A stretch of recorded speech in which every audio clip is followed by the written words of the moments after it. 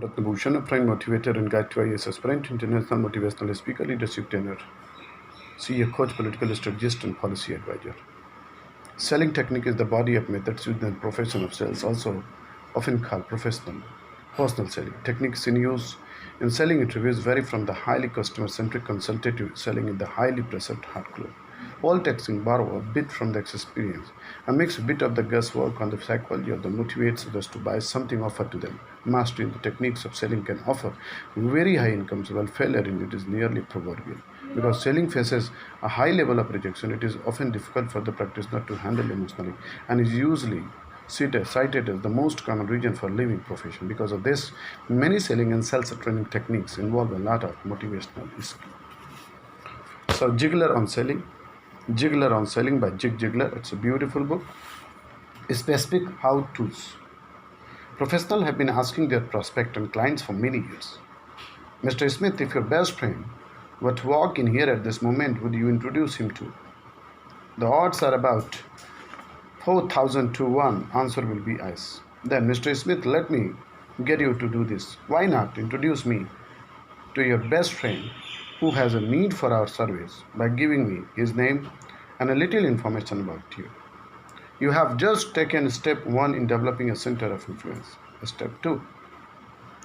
If the person who is your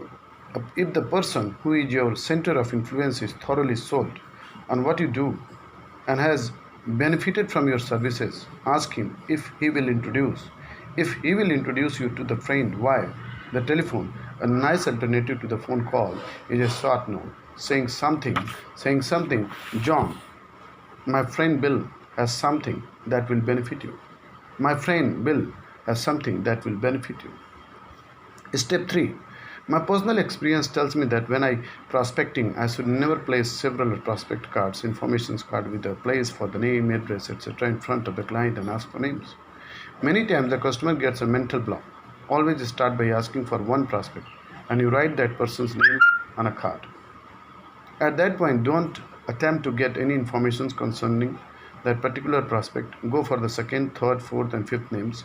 When the referrals has apparently run dry, go back to prospect number 1, get the vital information about address, employment, phone numbers, responsibilities, general interest and activities. Oftentimes, as the person is giving you information on the prospect, you will remember other people who work at the same place, go to the church or live in the same neighborhood.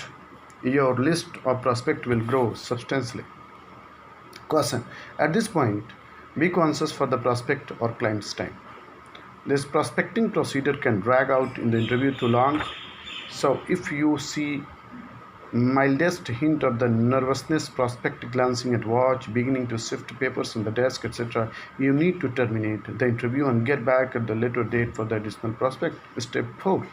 In prospecting, please remember that all of us frequently need a little memory jogging. You can accomplish this by asking a few questions. With whom do you jog, play bridge, work, go to club meetings at church?